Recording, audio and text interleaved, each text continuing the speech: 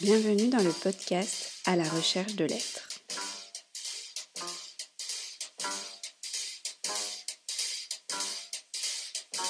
À la recherche de l'être est un podcast qui présente l'œuvre musicale d'Olivier Fillet, dont la problématique est comment concilier l'amour de l'existence avec l'ensemble des éléments tragiques de celle-ci.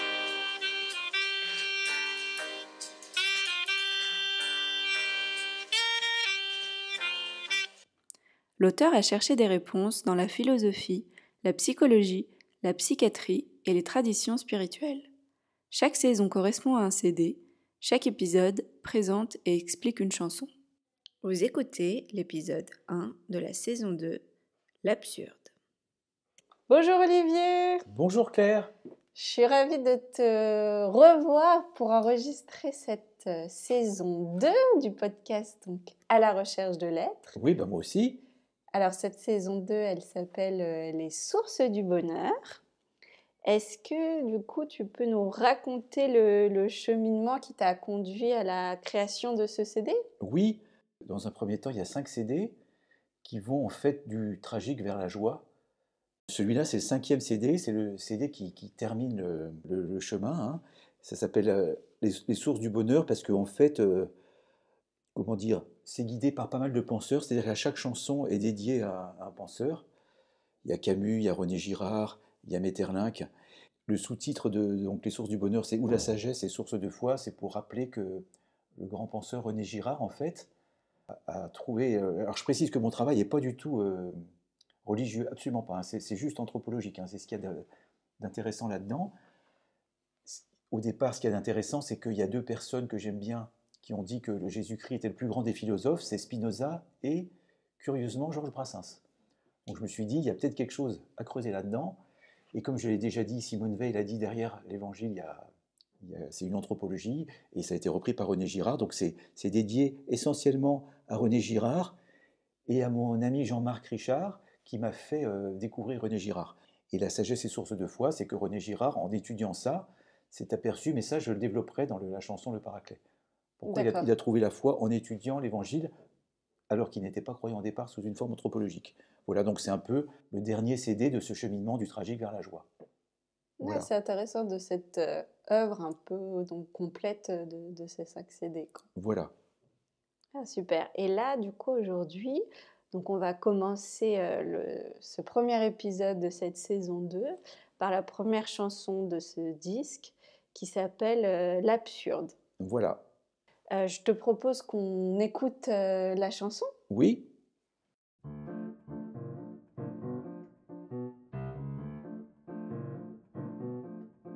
Le sens de l'existence, le silence de cette absence, l'appel, pas d'écho, c'est sans appel. Pourquoi toujours attendre une réponse qu'on ne peut entendre? Le réel est ce qu'il est, ni beau ni laid. Mais alors, où est le réconfort? L'espoir, un accessoire. La vie, c'est la survie. Comment être bien quand on se ment? L'envie inassouvie d'une autre vie que celle que l'on vit. Oui, l'espérance, pas de chance, est un non-sens. Mais alors, où est le réconfort?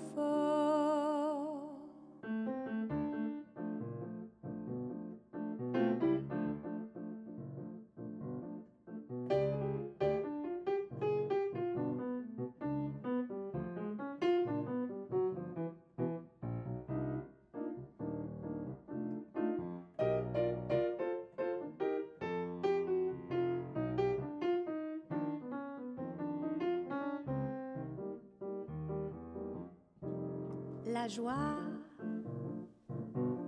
et la tristesse sont liés pour l'allégresse.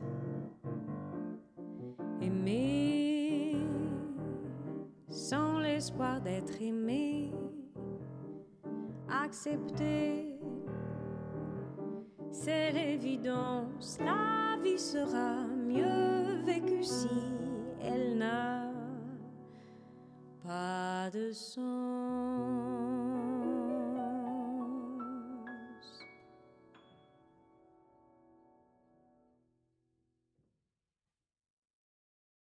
Merci de nous avoir fait écouter ta belle chanson. Est-ce que maintenant tu peux nous en lire les paroles? Oui, donc c'est l'absurde.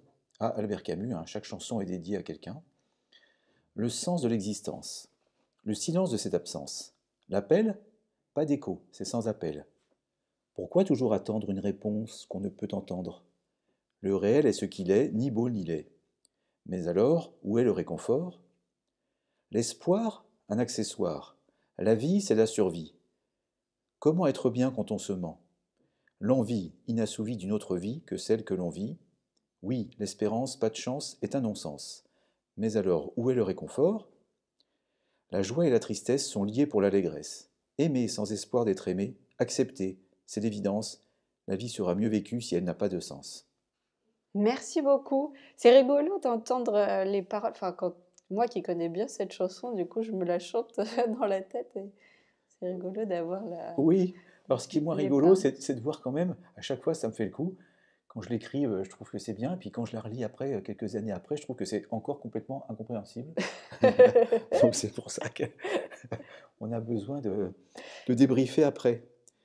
Alors voilà, en fait c'est l'absurde selon Camus. Je l'avais étudié en première au lycée, donc je vais faire un petit résumé de ce que j'ai appris au lycée, ce que voulait dire Camus là-dedans, et après l'intéressant c'est de le recaser en fait par rapport à tout ce que disent les autres, notamment Spinoza, parce qu'en fait ce qu'il y a de pratique avec Spinoza, c'est que quand tu sais pas, tu vas voir Spinoza, il sait.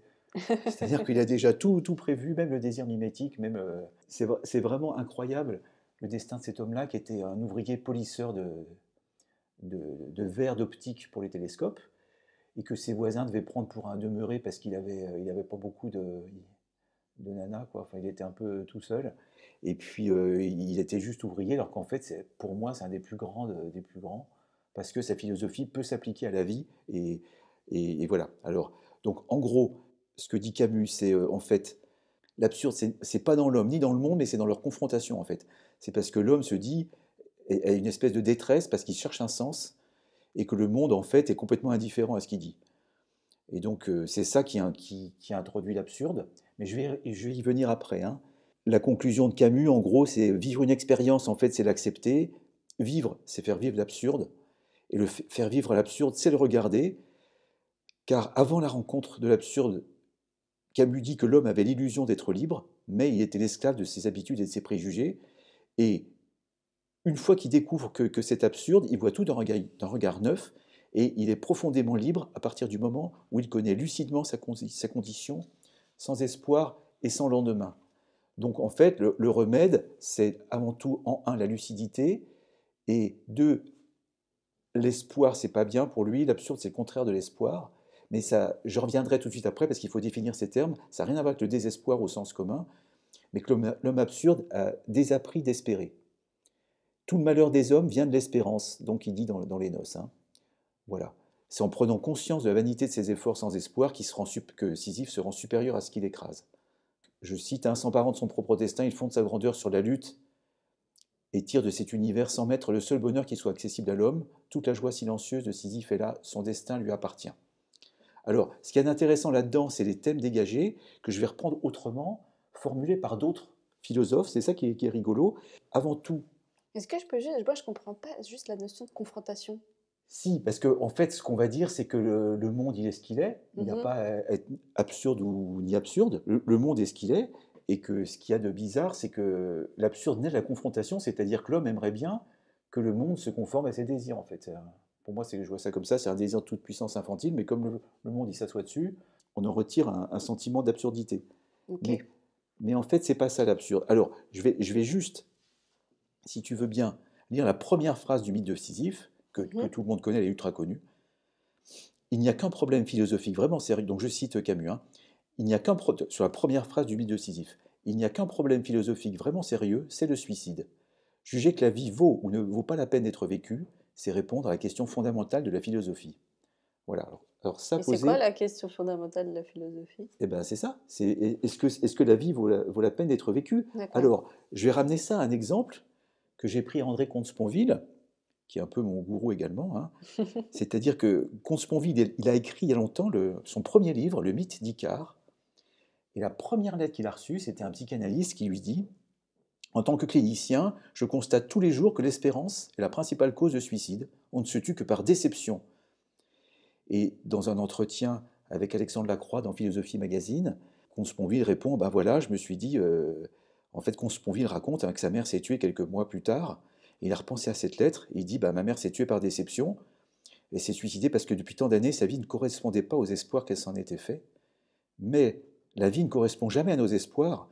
Et l'erreur de ma pauvre mère, comme de beaucoup d'entre nous, c'est de considérer, quand la vie ne correspond pas à nos espoirs, que c'est la vie qui a tort. Mais qu'est-ce que ça veut dire que la vie a tort? Elle fait ce qu'elle peut, etc. » Donc la conclusion de Comte-Sponville, c'est la lucidité qui, elle seule, permet l'action efficace. Et en fait, la lucidité, c'est aussi le problème de la philosophie. En fait, la philosophie fait l'éloge de la lucidité. Alors, c'est aussi ce qui se dégage du mythe de Sisyphe, hein, ces 4 thèmes. Hein, c'est 1, la lucidité. 2, ça conduit à la problématique de l'espoir. Est-ce que c'est intéressant d'avoir de l'espoir ou pas? Et 3, donc j'aborde après les problématiques, comme je viens de le dire, de l'attente déçue et qui débouche sur l'acceptation. Et ensuite, 4e, le problème de la liberté, c'est de savoir si on est libre ou pas. Alors ça fait un gros morceau, je vais essayer d'aller vite. Alors pour répondre à toutes les questions que tu n'as pas manqué de poser, je vais quand même définir les choses, hein, parce que sinon c'est un peu compliqué. Alors je vais peut-être commencer par la définition, l'absurde peut-être. En fait, l'absurde, en 2 mots, hein, je tire ça du dictionnaire philosophique d'André Comte-Sponville. Hein. L'absurde, c'est pas une absence de sens. C'est plutôt une inversion, une contradiction, une déconstruction, si on peut dire. C'est-à-dire que ce qu'il y a d'absurde, c'est ce qui est contraire au bon sens ou au sens commun. Par exemple, une boutade de Woody Allen, à l'éternité, c'est long, surtout vers la fin. Ça, c'est marrant. Voilà, donc je vais faire une redite. Hein. Est-ce que le monde est absurde? En fait, il peut être absurde que s'il a un sens. Le monde n'a pas de sens. Hein. C'est lui en donner un qui est peut-être absurde. Donc Camus, je me répète, hein, il dit l'absurde naît de la comparaison, mais c'est vraiment la confrontation. C'est ni dans un thème ni dans l'autre, c'est la confrontation. C'est que le monde n'est pas absurde, mais ce qui est absurde, c'est ce qu'on en attend et ce qu'on en reçoit. Et donc que le monde n'ait pas de sens, en fait, ça le rend absurde que pour nous parce qu'on cherche un sens. Mais à partir du moment, l'idée de Comte-Sponville, comme beaucoup d'autres, hein, c'est-à-dire qu'à partir du moment où on accepte le monde, l'absurde disparaît. Pas parce qu'on a trouvé un sens au monde, mais parce que le sens a cessé de nous manquer. Et c'est ce que dit… Oui, vas-y. Ce que je ne comprends pas, c'est pourquoi on cherche un sens. Parce que c'est la problématique, ce que j'ai dit avec le suicide. C'est-à-dire est-ce que la vie, elle vaut la peine d'être vécue? C'est ça? C'est-à-dire qu'en fait, c'est toute la problématique du podcast et tout ça, c'est comment vivre, en fait. Comment apprendre à vivre Parce qu'en fait, l'être humain, en gros, il n'est pas trop capable de juste accepter sa vie. Il faut qu'il se trouve un peu un sens à sa vie, entre guillemets, pour pouvoir la vivre. C'est-à-dire qu'il y a des gens qui sont doués naturellement pour le bonheur. C'est-à-dire que moi, j'ai perdu une tante récemment qui était assez extraordinaire, tante Christiane, qui était assez extraordinaire pour ça. Elle était douée pour le bonheur, donc elle n'avait pas besoin de s'embêter à lire tout ça comme moi. Parce que moi, je suis moins doué pour le bonheur, donc j'ai besoin de réfléchir pour affronter. Elle faisait ça naturellement. Donc, on connaît tous des gens qui sont naturellement doués pour le bonheur, qui ne se font pas des nœuds au cerveau, et puis d'autres comme moi qui sont moins doués, qui sont obligés de réfléchir comme des malades pour arriver à trouver une solution. L'absurde, ça se rejoint aussi dans l'étranger, dans la conclusion de l'étranger. Hein. Je cite Camus, c'est la sagesse ultime de l'étranger, je cite, hein, « Vidé d'espoir devant cette nuit chargée de signes et d'étoiles, je m'ouvrais pour la première fois à la tendre indifférence du monde. De l'éprouver si pareil à moi, si fraternel enfin, j'ai senti que j'avais été heureux et que je l'étais encore. » Voilà. Montaigne disait la même chose, hein. La vie doit être elle-même à soi sa visée, c'est-à-dire qu'elle n'est ni absurde ni sensée, elle est comme elle est, quoi. C'est ce que dit aussi plein de gens, Prajnampad, il faut l'accepter telle qu'elle est, fragile, etc. Alors Adamov, qui était un dramaturge arménien, en fait, russe, mais d'origine arménienne, il disait « La vie n'est pas absurde, elle est seulement difficile, très difficile. » Voilà. Donc ça, j'ai défini l'absurde. Alors, ce qui serait intéressant, c'est ensuite de partir sur l'espoir, c'est-à-dire le désespoir de l'absurde. Je vais essayer d'aller vite pour définir ce que c'est que l'espoir et l'espérance, pour pas qu'on le confonde avec le sens commun de désespoir, qui ne veut pas dire du tout la même chose, hein. L'espérance, en fait, c'est un désir. Toute espérance, c'est un désir, c'est-à-dire qu'on ne peut pas espérer quelque chose sans le désirer. Mais l'inverse n'est pas vrai, tout désir n'est pas une espérance. C'est-à-dire qu'une espérance, et donc on rejoint Spinoza qui disait il n'y a pas d'espoir sans crainte, ça c'est hyper important, et de crainte sans espoir. Il y a aussi le Mahabharata. Maha, ça veut dire grand, hein. Maharaja, ça veut dire grand raja. Mahatma, ça veut dire la grande âme. Et Mahabharata, ça ne veut pas dire le grand baratin. C'est un livre de tradition indienne qui disait que l'espoir est le plus grand fléau qui soit. En gros, je cite de mémoire, mais en gros, c'est ça. Enfin, il y a pas mal d'endroits où on dit que l'espoir n'est pas bien. Donc, je redéfinis. Et pourquoi l'espoir et crainte? Eh bien, justement, je vais d'abord définir l'espoir, et comme ça, avec les définitions, la réponse apparaît toute seule, hein. C'est Giscard d'Estaing qui disait ça, quand il y a un problème, j'étudie, je prends plein de données, et puis après, la solution apparaît toute seule. Alors que si j'essaye de chercher avant, ça ne va pas.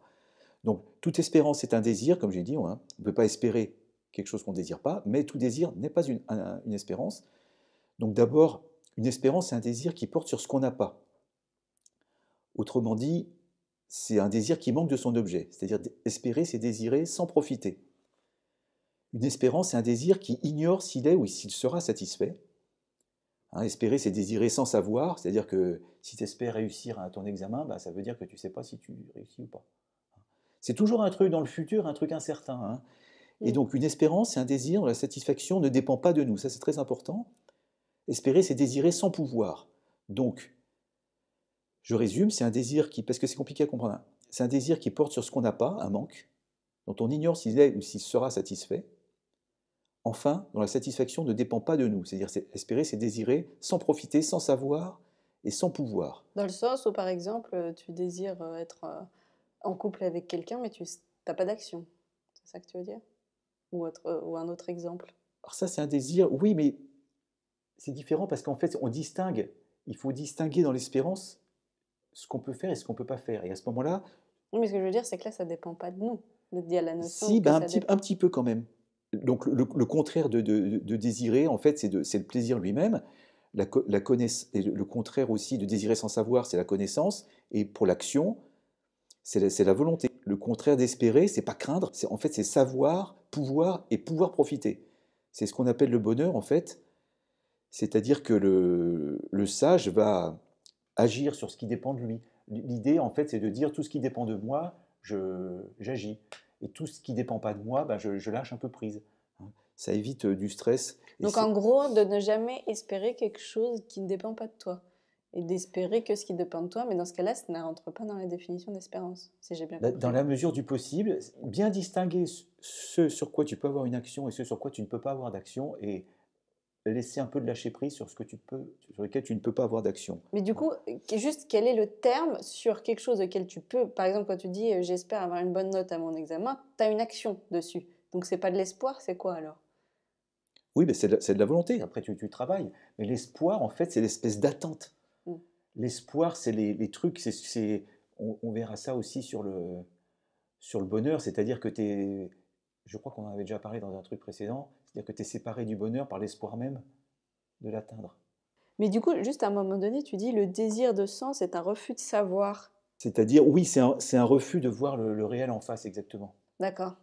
Mais j'y reviendrai parce que c'est un peu un refus de savoir à Spinoza, mais ça c'est encore un peu compliqué, j'y reviendrai tout à l'heure, hein. Okay. Voilà. Ce qu'il faut bien voir, c'est que l'espoir et la crainte, comme dit Spinoza, c'est lié, c'est-à-dire qu'il ne peut pas exister l'un sans l'autre. Donc du coup, comme il y a de l'espoir, forcément il y a de la crainte, et forcément c'est... Oui, parce que si tu espères, c'est le résultat positif, et la crainte, c'est le résultat négatif. Voilà. Tu cesseras de craindre si tu as cessé d'espérer. Seul est libre, disait un stoïcien, qui n'a ni espoir ni crainte. Alors ça, c'est encore une fois c'est pas réalisable en pratique, à mon avis, c'est juste une espèce d'idée de là où il faut aller, mais c'est pas réalisable, hein. Le sage n'espère rien, il a cessé d'avoir peur, il craint rien parce qu'il a cessé d'espérer quoi que ce soit, mais c'est pas parce qu'il désire plus rien, il désire que ce qui est, et donc désirer ce qui est, c'est plus d'espérance et de l'amour, ou ce qui peut, c'est plus d'espérance, mais c'est de la volonté. Et donc encore une fois, c'est un peu un idéal à atteindre, hein. Donc j'ai défini un peu l'absurde, l'espoir, donc avec l'attente déçue, ce que j'avais dit en introduction. Donc la lucidité aussi, je définis la lucidité rapidement, c'est de voir ce qui est comme ce qui est, plutôt que ce qu'on voudrait que ce soit. Ça me fait penser à notre podcast sur la métaphysique avec Clément Rosset, c'est pareil.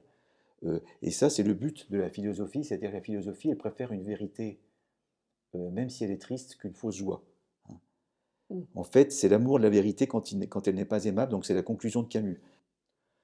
Alors après, je vais essayer de définir le côté acceptation et puis le côté liberté, sans essayer de saouler les rares auditeurs qui restent. Non. C'est quand même assez lourd. Juste l'acceptation, bon, c'est évident, hein, ça veut dire oui, c'est la philosophie de Prajnampad, etc., que je vais reprendre dans d'autres chansons, mais il ne faut juste pas le confondre avec 2-3 trucs, hein. C'est-à-dire que c'est pas la tolérance. La tolérance, il reste un peu de refus ou de distance. Oui, la tolérance, en fait, c'est que c'est le principe, c'est que tu le tolères, mais dans le fond, tu n'es pas convaincu. Alors que Voilà. l'acceptation, il y a un côté où... Ah ben, l'acceptation, tu dis oui, Oui, mais c'est vraiment ça. avec tout ton cœur, quoi. Alors que la tolérance, effectivement, tu l'acceptes sans l'accepter vraiment. Ouais. Voilà. Quand on se met à être sur ce chemin-là, on passe inévitablement, parce que je donne des leçons, mais je ne suis pas plus avancé que tout le monde, hein, je vous rassure, hein. Il y a la résignation, c'est-à-dire qu'au début, quand j'ai réfléchi à ces trucs-là, en fait, je me suis aperçu que je confondais acceptation avec résignation. Résignation, c'est que tu acceptes parce que tu ne peux pas faire autrement, mais ce n'est pas encore ça. Dans la résignation, il y a encore un peu de tristesse. Mais on ne peut pas toujours accepter. Parfois, on accepte, on est résigné, mais on ne pourra Oui. jamais accepter vraiment.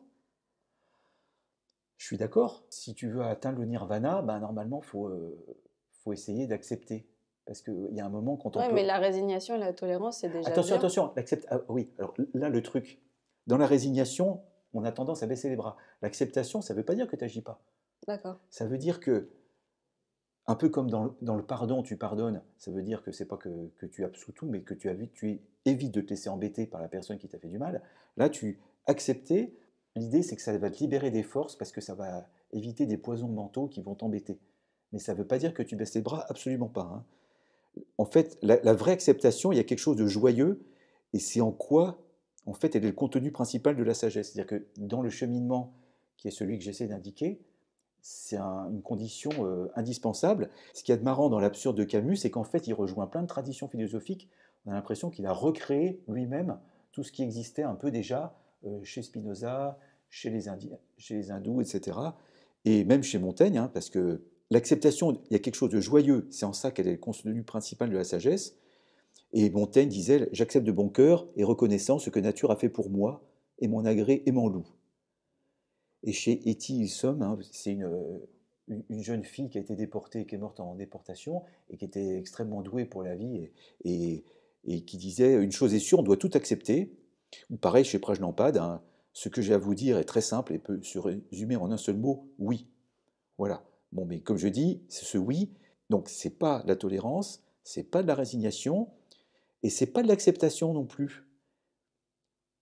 Comme l'approbation, parce que l'acceptation et l'approbation, ça suppose que tu as un jugement. C'est-à-dire que le truc, c'est qu'il ne faut pas juger en fait. L'acceptation, c'est différent de la volonté, parce qu'on veut ce qui dépend de nous, comme disait Épictète, hein, et on accepte ce qui n'en dépend pas. L'acceptation, enfin moi je ne suis pas du tout arrivé là, hein, mais c'est pas un truc qui se décrète, mais ça se travaille en fait, hein. C'est-à-dire que c'est encore une fois, c'est un travail sur soi. Mais Pour moi, j'ai l'impression que c'est plus simple de faire un travail sur la tolérance et la résignation que sur l'acceptation. peut-être, mais ça dépend d'où on part. Je pense que selon d'où on part, ça me Oui. semble quand même assez difficile d'arriver directement à l'acceptation, hein. C'est ça. Parce que c'est comme je disais l'autre jour sur Souka, les gens qui vivent Souka, ça concerne, je pense, même une infime minorité des moines, qui passent quand même toute leur vie à travailler. Moi, j'ai juste dit ça parce que c'est un truc qui existe, mais à mon avis, c'est pas du tout à ma portée d'atteindre ce niveau-là, hein. Pas du tout, hein. Tout ça pour dire que l'acceptation, c'est pas du tout du renoncement et de la faiblesse, c'est au contraire, c'est un truc joyeux, mais c'est quelque chose de fort parce que l'acceptation va permettre d'agir. Et pour mieux faire comprendre, le contraire de l'acceptation, c'est le refus, le déni, la dénégation, et puis surtout le ressentiment. C'est la problématique des envieux, c'est de dire non au monde qui ne veut pas d'eux, quoi. Et donc l'acceptation, c'est très important chez Camus et chez moi, parce que c'est le commencement de toute sagesse. Sans acceptation, c'est vraiment le point de départ. Alors après, il y a le... Est-ce que tu as d'autres questions peut-être pour... Sur l'acceptation, non?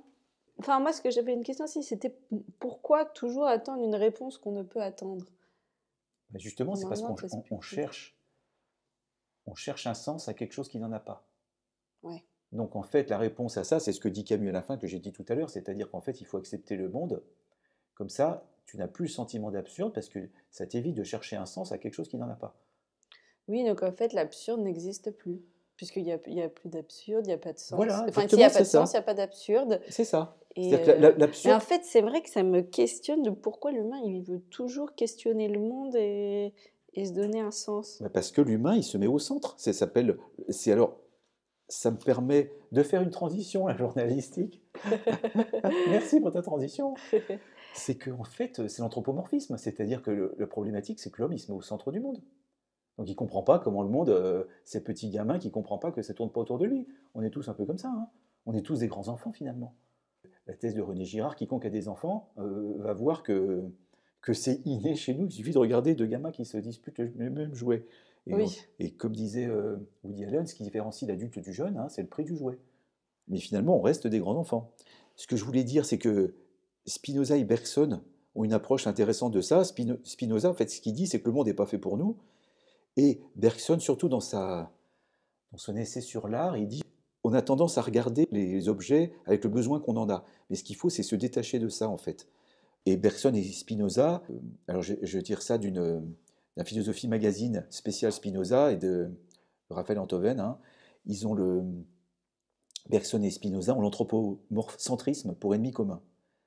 C'est-à-dire, ce qu'ils disent, en fait, ils disent la même chose que Camus, c'est-à-dire traduire nos perceptions dans la langue de notre attente, qui donne le jour en fait à l'idée fausse de néant, par quoi nous désignons simplement une attente déçue. Et c'est ça le problème, c'est qu'à chaque fois qu'il y a une attente, elle est en général déçue, et c'est le problème. Hein. Et donc en fait, c'est pire d'avoir une attente déçue que de pas d'attente. Eh bien disons, oui, c'est sûr, en général l'attente est déçue, surtout quand elle est irréaliste. C'est-à-dire attendre quelque chose le monde a existé avant l'homme, il existera après, donc c'est difficile d'attendre quelque chose du monde. Par contre, quand tu comprends ça, c'est pas pour ça que ça t'empêche d'agir. Tu vois, c'est pour ça que j'ai défini, différencié résignation, tolérance, etc. L'acceptation, en fait, c'est comprendre toute cette espèce d'absurde pour pouvoir progresser. C'est-à-dire, tu dis oui à tout et après, c'est le commencement de toute sagesse. C'est quelque chose de joyeux. Enfin, ça me fait penser un peu au sentiment et à la sensibilité. Tu vois qu'il y a des gens qui sont sensibles et donc du coup qui vivent les choses avec plus d'intensité. Oui. Et au final, les gens qui sont peu, voire pas sensibles, ils souffrent moins. Bien sûr. Mais ils ont aussi moins de joie, au final, puisqu'ils ressentent moins des choses et ils sont moins sensibles. Donc au final, mieux vaut être très sensible et parfois très triste, mais du coup avoir des grandes joies, ou pas vraiment, et au final tu restes un peu plus... Après, c'est la problématique de chacun, c'est difficile de répondre à ça. Mais c'est vrai que si tu n'es pas du tout sensible, tu souffres moins, ça c'est sûr. Oui, tu souffres moins, mais d'un autre côté, voilà. Tu n'as peut-être pas non plus des joies extraordinaires. Hein. Alors oui, donc je reprends sur mon histoire de Bergson et Spinoza. En fait, ce que dit Bergson, c'est que, je cite, les philosophes qui ont spéculé sur la signification de la vie et sur la destinée de l'homme n'ont pas assez remarqué que la nature a pris la peine de nous renseigner là-dessus elle-même et nous avertit par un signe précis que notre destination est atteinte. Ce signe est la joie. Et donc, c'est ce que j'avais dit déjà avant. Bergson et Spinoza substituent la sagesse de prendre la réalité pour son désir à la tentation de prendre ses désirs pour des réalités. Hein. C'est le rendez-vous, hein, une autre chanson. Et alors, donc, l'enjeu de ça, en fait, c'est ce qu'on appelle la conversion. Ça, c'est hyper important pour moi. C'est la conversion du désir, c'est-à-dire d'arriver, une fois qu'on comprend ça, on arrive à convertir le désarroi de l'absurde en émerveillement, c'est-à-dire on arrive à aimer le monde qui ne nous aime pas, et d'opposer à la tristesse d'une grande déception la force d'un consentement. Prenons un exemple pratique, parce que sinon, je sens qu'on a encore perdu 40% des auditeurs. Par exemple, avant de comprendre ça, par exemple, je suis dans un embouteillage. Je me dis, oh là là là là, fais chier, tout ça. Je perds mon temps.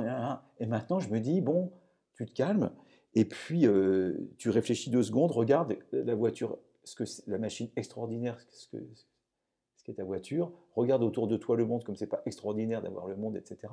Et comme ça, j'arrive, non pas à aller dans le nirvana directement, mais parce que ça À m'arrive moins quand même. subir. Voilà, parce que ça m'arrive, je fais énormément de voitures, hein, 65 km le matin, 65 km le soir pour aller travailler, donc il y a des accidents, des embouteillages, etc. Et du coup, je vois par rapport à que j'étais quand j'étais plus jeune, maintenant quand j'ai un pépin, je prends ça de façon Et tu beaucoup plus peux en zen. profiter pour écouter des podcasts.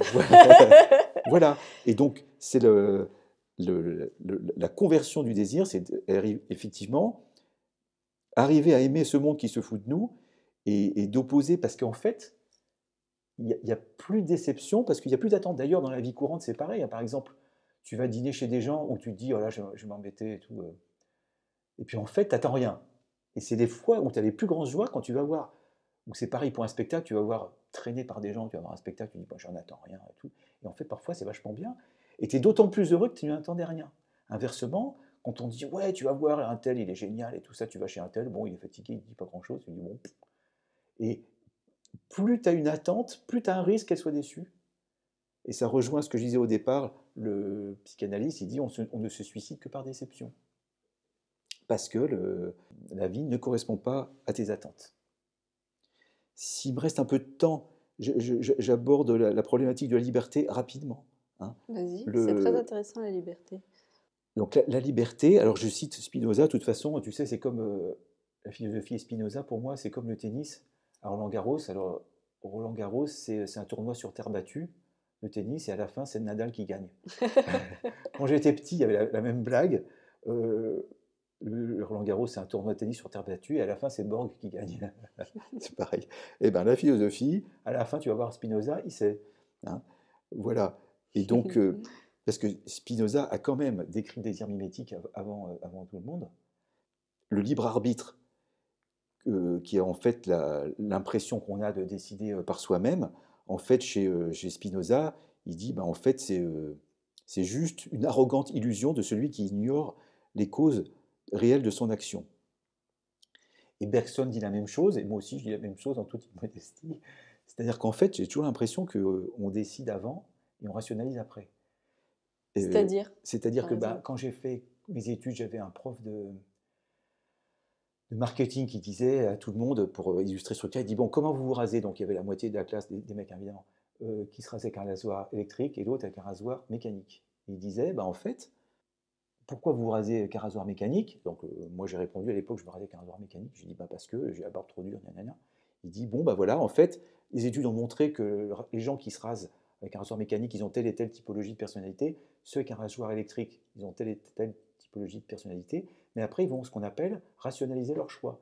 C'est-à-dire que, vous voyez, il y en a 2 qui se rasent avec un rasoir mécanique et ils ont tous les 2 une rationalisation un peu différente. C'est parce qu'en fait, le choix précède. Bergson. Oui, et puis parce qu'il y a un sentiment en fait où du coup tu ne contrôles pas et tu n'as pas envie de ne pas contrôler. Tu te dis, voilà. non, en fait, j'ai fait ça à cause de ça et ça, et tu te dis, non, c'est moi qui l'ai décidé. Voilà. Et alors Bergson, il dit pareil, il dit dans la vie, on décide avant de délibérer, et puis il y a même un proverbe, qui veut noyer son chien l'accuse de rage. Ça, voilà. Et donc, cette problématique du libre arbitre, elle est vachement intéressante, et ce n'est pas le sujet d'aujourd'hui, mais par exemple pour le désir de René Girard, le désir mimétique, c'est exactement ça. Et ça a été dit par Spinoza avant, c'est-à-dire qu'on décide du désir et on le rationalise après, mais on est tous vachement persuadés que c'est nous qui décidons ce désir. Et en fait, c'est pas. Et après, donc c'est pas l'objet d'aujourd'hui, parce que ça va prendre un podcast entier, mais on peut montrer qu'en fait, dans la plupart des cas, c'est pas vrai. Je recite Spinoza. Les hommes se trompent en ce qu'ils se croient libres, et cette opinion consiste en cela seul qu'ils ont conscience de leurs actions et sont ignorants des causes par où ils sont déterminés. Alors ça, c'est assez intéressant parce que ça rejoint, il y a des typologies de personnalités qui parlent de ça, c'est-à-dire l'énéagramme des personnalités, c'est exactement ça, c'est une typologie des motivations inconscientes des gens, ça marche très bien, ça dit pourquoi les gens font les choses, ça ne dit pas ce qu'ils font, hein, ça explique pourquoi ils le font. Mais, le sujet n'en est pas conscient. Donc moi, j'ai été formé à ça, et c'est vrai que c'est un énorme pas dans la connaissance de soi-même, et vers l'itinéraire de sagesse qui est important de faire, je pense, pour vivre à peu près sans trop souffrir, et la connaissance de soi est importante. Alors ça a été repris dans pas mal de gens avec Connais-toi toi-même, etc. Hein, comme j'avais dit dans mon premier podcast, au moment où ça a été écrit, c'était pas ça. Les Grecs, c'était juste connais-toi toi-même, c'est-à-dire juste connais ta place que tu as dans le cosmos, et c'est que maintenant, avec la psychologie, développement personnel et tout, qu'on peut lui donner un autre sens. Donc en conclusion de l'absurde de Camus, je vais juste citer une phrase de John Lennon, hein. La vie, c'est ce qui arrive quand vous aviez prévu autre chose. La conclusion de Camus, en fait, c'est un itinéraire de sagesse, dit avec ses mots à lui, mais ça rejoint Spinoza, Bergson, Prajnampad, Sponville, c'est-à-dire que, en fait, c'est pour celui qui sait accepter le monde, l'absurde disparaît. Dire oui à la vie, c'est ce que j'ai dit, c'est-à-dire... et puis surtout, prendre peut-être conscience qu'on n'est pas si libre que ça, c'est important, c'est ce que j'appelle la bêtise au carré, par exemple. Il vaut mieux se juger à sa juste valeur. Par exemple, moi, pour ce qui est de l'argent, de la finance, etc., je suis très très nul, donc je fais rien, je demande à ceux qui savent. Pour plein de domaines, je sais que je suis pas bon, et donc je demande à ceux qui savent. Et les domaines où je me plante, c'est quand je crois que je sais quelque chose. Ce que j'appelle la bêtise au carré, donc tu fais des choses, et en fait, tu es à côté de la plaque, quoi. Et donc, en fait, pour la liberté, il vaut mieux savoir qu'on n'est pas libre, et qu'on s'illusionne en croyant qu'on l'est. Parce que ça évite vraiment beaucoup de déconvenues, et pour le désir mimétique, c'est pareil. Il vaut mieux savoir que dans la plupart du temps, ce désir il est provoqué par autre chose, et que ce désir ne vient pas de soi. Donc en fait, ce qu'essaie de nous dire Camus, c'est que la leçon, c'est la sagesse, c'est accepter le monde tel qu'il est, ne pas espérer ce qui sera, mais désirer ce qui est, et essayer de ne pas être dans une espèce d'attente déçue. Et alors, s'efforcer, c'est la lucidité en fait qui est le but de la philosophie, hein, c'est de s'efforcer de voir les choses telles qu'elles sont, et non telles qu'on voudrait qu'elles soient. Et c'est la lucidité qui, en fait, c'est rien d'autre que l'amour de la vérité, y compris quand elle est désagréable. Et je conclurai quand même par une phrase d'Aldo Naouri. Vous connaissez Aldo Naouri, hein, qui est un pédiatre assez extraordinaire, qui a écrit pas mal de bouquins, et je rappelle très, très vite son enfance. Donc il était issu d'une famille de 13 ou 14 enfants en Libye. Et après, donc son père est mort très très jeune, donc sa mère s'est retrouvée sans emploi. Sa mère était analphabète, donc ils ont migré en Algérie où ils vivaient dans une cave à 10 ou 12 enfants.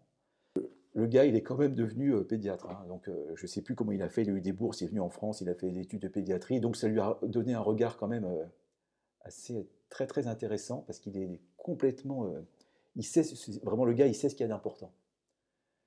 Il a 3 enfants, il y en a un, c'est un chanteur lyrique qui a fait l'école centrale et qui est devenu chanteur lyrique, Laurent Naouri, une autre qui est écrivain, Agnès de Sarthe, et la troisième qui est metteur en scène de théâtre, donc tu vois, il s'est pas trop mal débrouillé.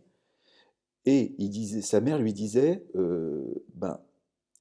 si t'as pas ce que, parce qu'ils n'avaient rien, hein, donc si t'as pas ce que tu aimes, il faut aimer ce que tu as. Voilà. Donc je trouve que tout est dit par une personne analphabète, mais qui était quand même ultra intelligente et pleine de bon sens, et quand même qui a réussi à élever ses 12 enfants dans un dénuement, mais il disait, Aldo Naouri, il y avait quand même de l'amour, et c'est ça qui était vachement important. Pas beaucoup d'envie et beaucoup d'amour, voilà. C'est une belle conclusion, je trouve, et on pourra méditer jusqu'au prochain épisode. Est-ce qu'on peut écouter de nouveau ta chanson ? Avec joie, c'est un peu le but du podcast. Et pour ceux que ça intéresse, donc ça existe en CD avec tout le livret de présentation et tout le texte des chansons. Super. Merci beaucoup, Olivier. Merci, Claire. Et je voulais juste remercier les musiciens comme d'habitude. Parce que celui-là, je pense qu'il était encore plus difficile. Ce n'est pas des choses qui se chantent facilement. Oui. C'est des vraies usines à gaz. Et c'est une tentative un peu que j'ai faite de faire une chanson documentaire, en fait. C'est-à-dire pas une chanson de divertissement, ni qui font trop appel aux sentiments, mais une chanson documentaire sur laquelle on peut parler pendant 41 minutes. Par chanson. Voilà.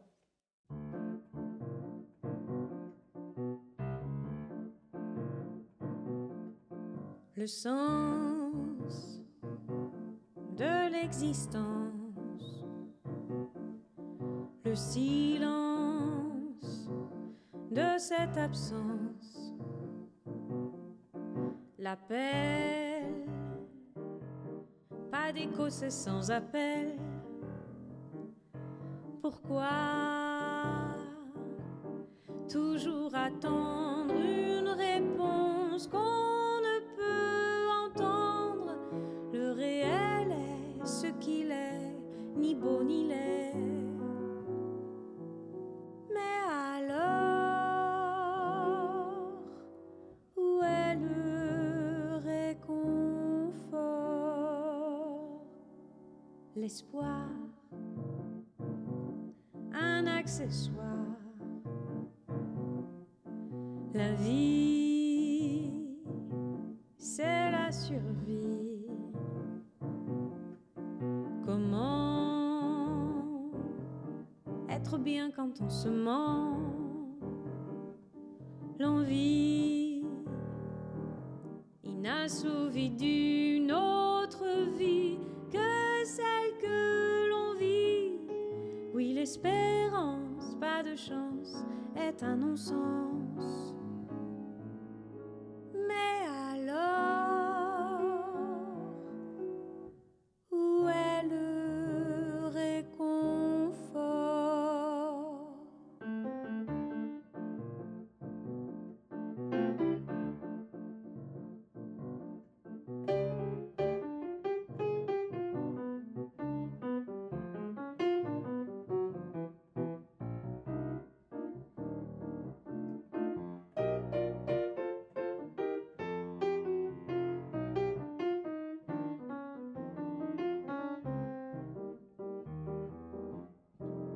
La joie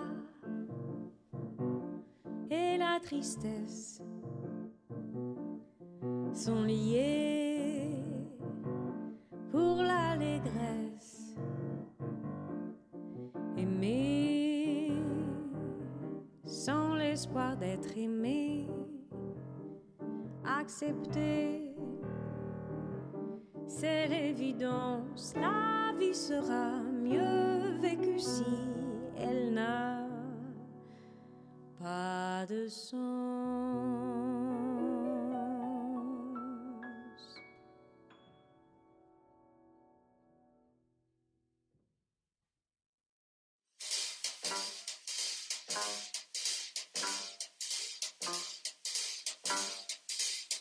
Merci beaucoup d'avoir écouté cet épisode.